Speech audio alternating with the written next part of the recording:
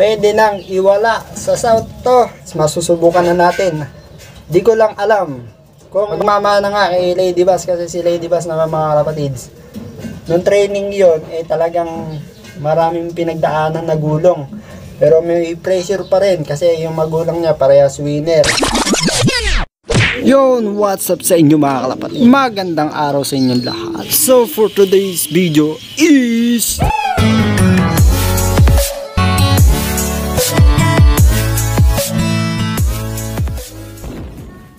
so yun na mga kalapatids, nawalan tayo ng dalawang ibon kahapon. Dahil nagkarga kami first club training, 50 kilometers agad. So wala na kasi akong choice para hindi sila ikarga. Kasi mapag-iiwanan na at hindi pa nga tayo nakakapag road training. Ang nangyari mga kalapatids, nagka-hard race kahapon, napakamalas natin. Gawing Pangasinan, umulan daw or nagka-ismasyan. Lahat ng nag-release ng gawin ng norte, puro hard race. Malas natin.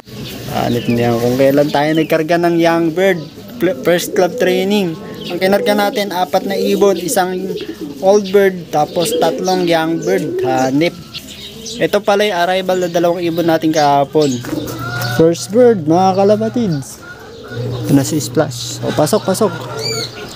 First bird. From 50 kilometers. Yes. Splash. Second bird, ayun o. Mona Lisa. First toss. 50 kilometers. Hanip. Hirap. Si Koloko yun. Nice boy. Pasok. Alang ya.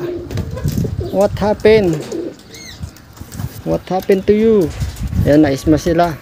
Muulan daw sa gawin ng Pangasinan eh. Buti na lang nakauwi pa. First toss pa naman. Okay. Kulang pa tayo ng dalawang young bird. Wala stick. So yung 2 young bird hinihintay ko pa rin. Sana makauwi pa. Kahit hanggang mamayang hapon yung 2 young bird natin. Ito si Splash. Ang bala ko mga kalapatids, hindi na ako lalaro ng norte ngayon. Babalikwas ko sila. Lahat sila ng young bird isa-south ko. So ayan, si Splash, ilalaro natin siya ng south. So mag-start na tayo mag-training dito sa north, sa south ng paunti-unti para makasabay tayo sa club mga kalapatids. Ito pala yung isasali ko sa sprint race sa south. Ayan. 2 lang muna sila. Ito pala yung isa nating isasali sa sprint race south mga kalapatids. Ang anak ni Lady Bass. Ito nga pala si Genesis. Yun o. Matured na. Pwede na mga kalapatids. Pwede nang iwala sa south to. Gandang ibon. Pares kak yung ilalaro ko ng sprint race. Kaso medyo ano pa siya. Lugon sa may bandang ulo. Pero all this naman yung pakpak niya. Puro bago lahat. Sa wakas makakapaglipad ulit tayo ng lahi ni Lady Bass. Di ko lang alam kung magmamana nga kay Lady Bass, kasi si Lady Bass naman mga kapatids, nung training yon talagang maraming pinagdaanan na gulong. Siguro huwag muna tayo magsalta na mananalo siya kasi anak na siya ni Lady Bass. Pero may pressure pa rin kasi yung magulang niya parehas winner. Bahala na. Boy, gugulong kaya tayo o susulong? Pala yung isang young bird na umuwi kahapon. Ayan o. Malaya. Tibay na to. Hard race kahapon. Umuwi siya.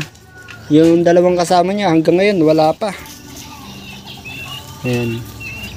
Itotos ko nga sila mga kalapatid sa 10 kilometers lang. Dahil nga nag-chat si Dosilop TV na magtoto siya sa gawin ng Santa Rosa, which is 25 kilometers or distance. Kaya naman dali-dali kong kinuha yung mga ibon natin para maitos ko kahit papano. para hindi sila maligaw bukas. So, ang kinarga ko nga mga kalapatids, 5 piraso. Yung 3 doon, young bird. Sabi ko nga, hindi ko muna ikakarga yung mga young bird.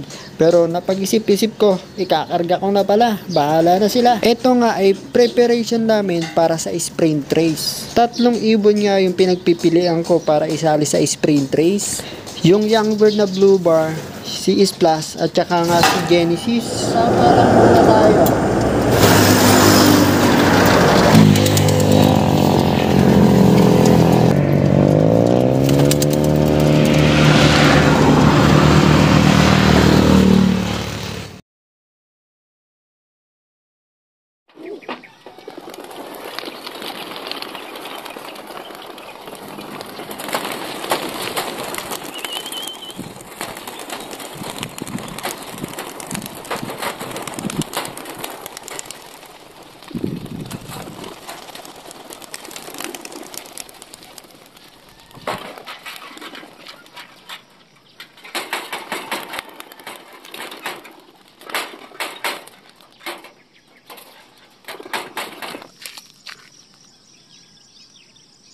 Alright, good morning.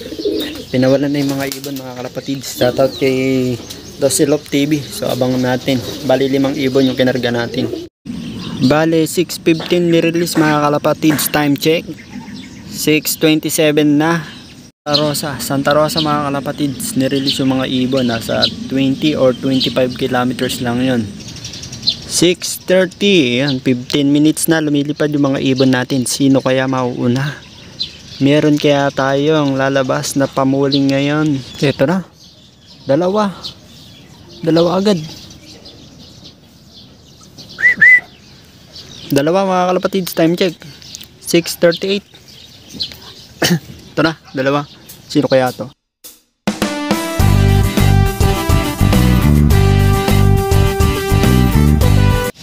Wolverine ata. Ay naku, ito pa isa. Splash. Sunod na, dalawa na. Yung young bird, yung first bird natin. Oh, bali yung unang dumating mga kalapatids, mag-ama. Nauna lang yung anak. Yung isang white feather kanina, hindi pala sa atin. Kala ko sa atin. Hanip. Ito yung young bird nating first bird. Hanip. Kaga niya. 18 minutes. 18 minutes. Young bird. Hanip. Hindi ko alam kung tataya na ako sa sa pooling eh. Ito naman yung tatay niya. Second bird, magkasunod lang sila. Ito, diretso pasok. Ano kaya? Hirap mag-decide. Yung tatlo, wala pa. Yan, mukhang may ibon tayo. Sumobra. Third bird. Sa ating kaya yun, may nakita ko. Third bird. Asan ka na? Ayan, atin nga. Ayun. Sino kaya yun? Pasok. Sino ka? Ay, si Genesis. Ayan, third bird. Ikaw pa naman umakasama na yung first bird. Sumobra. Hanip. Ayos. Dalawang young bird na lang ang wala. Check natin, sana makauwi pa. Ang ikakarga natin mamaya mga kalapatid sa club. Ayan, si Genesis. Ayan, yung first bird natin kaninang young bird. Saka ito, si Splash. Fourth bird. Eto na, young bird. Oh. Yung may suksok. Ayun na naman. Oh. Pasok. Nice boy. Okay, pasok. Batang-bata, lugod na lugod. Nice boy. Inom. Ayos, kompleto. Yes sir. Pasok. Ayun na, yung anak ni Genesis. Yun.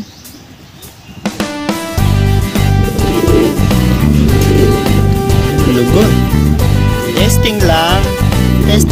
Di pa pwede mawala. Good boy. May pangalan na to. Hindi, testing lang yun. Sorry. Hirapan kayo. Dumating siya. 7:30. Not bad. Yun o. Lugod si Kudokoy.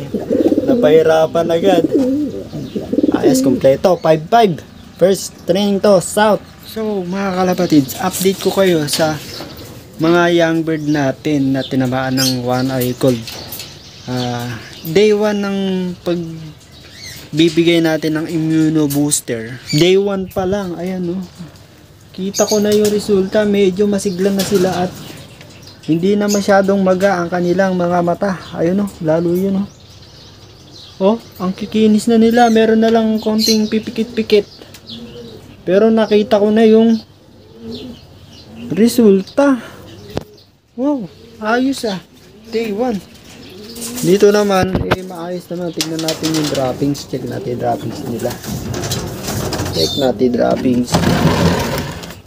Ayan, oh, medyo buo naman mga kalapatids. Hindi naman basa. Hindi naman masyadong tuyong-tuyo. Sakto lang yung moisture. Oh, ayun. Check natin dito. Ayan. Ayos. Sa breeder run check natin mga kalapatids. Dito, okay dito. Wala ditong kakasakit eh.